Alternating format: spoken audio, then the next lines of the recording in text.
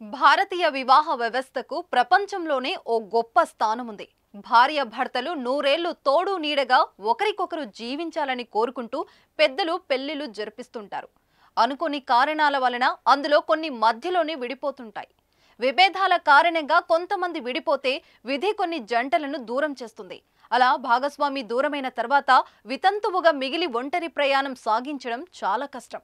అందులోనూ పిల్లలు ఉంటే వారి పరిస్థితి మరింత ఇబ్బందికరంగా తయారవుతుంది. ఇలాంటి వారిని దృష్టిలో పెట్టుకొని రెండో పెళ్లిని ప్రోత్సహించేందుకు జార్ఖండ్ ప్రభుత్వం ఓ కొత్త పథకాన్ని తీసుకువచ్చింది. అదేంటో ఇప్పుడు చూద్దాం.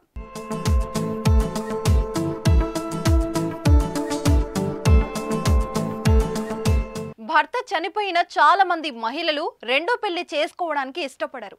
ఎన్ని ఇబ్బందులు ఎదురైనా ఒంటరిగానే పిల్లల్ని పెంచి పెద్ద చేస్తుంటారు.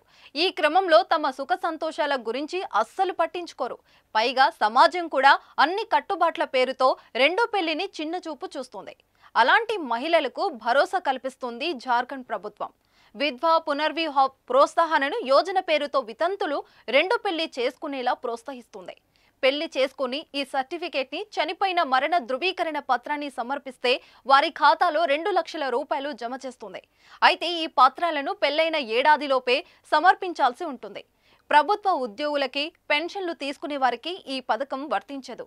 ఏ అండ లేని వారిని ఆదుకోవాలనే ప్రభుత్వం ఈ నిర్ణయం తీసుకుంది.